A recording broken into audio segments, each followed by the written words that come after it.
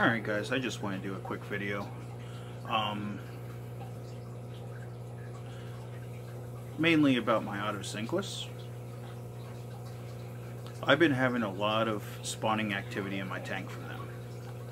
And I was looking up information on how long it would take, the eggs to hatch and everything. And a lot of sites I've been to says that it's extremely rare for them to breed in the hobby. I don't think that's completely true. I just think the problem is other fish will eat the eggs before you realize that they're there, or things like that. Originally in this tank I had 3 Otos. Unfortunately, one of them had passed away literally the very next day after buying it from a big chain store.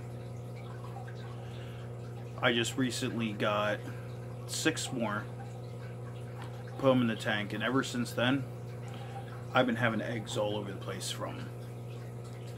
And I know that they're Otocinclus and they're not Cories because I only have 1 Cory in there, and it's a male. As far as I know it is. I will be getting more Cories for the tank eventually, but so I started off with basically 3, 1 died, so there's 2, added 6. So there should be 8 Otocinclus in my tank. Sorry, Otocinclus. I just took notes because they like to school together a lot. I now have 12 in my tank. And every single time I see the eggs, by the time I get around to scooping them out, they're already gone. Most of the time, shrimp will, take care of them. My angelfish will take care of them. So I didn't think I was having, any luck with them. Well, now since I have a few more Otos in my tank, I know that they've at least been hatching, at least a few of them, and some of them have been surviving.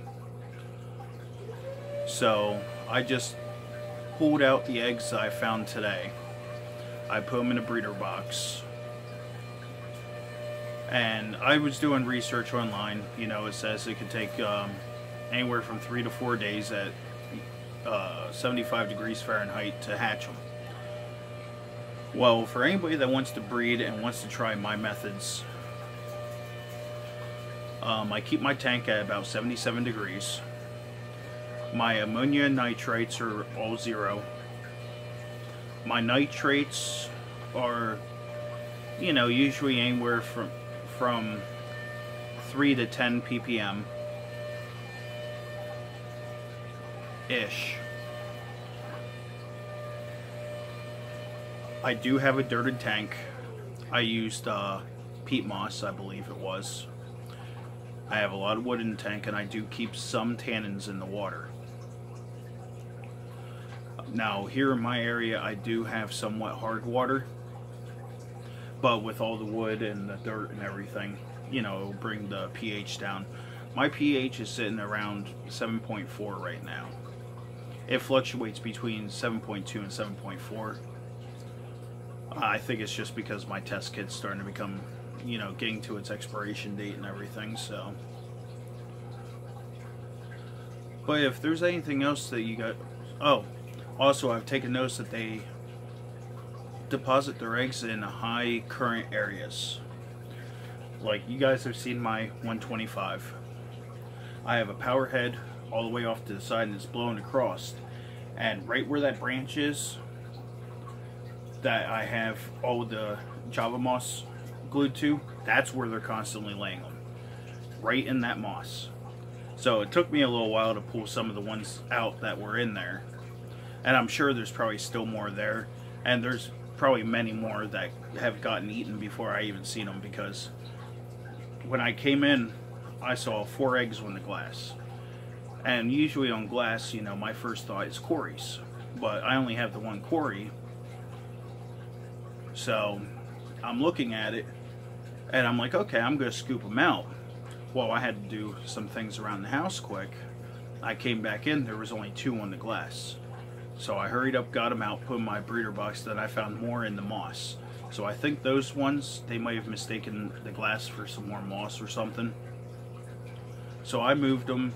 They're in the breeder box, and I'll keep you guys updated whether or not these ones were viable or not. So, but yeah, those were my parameters. That's how my tank is.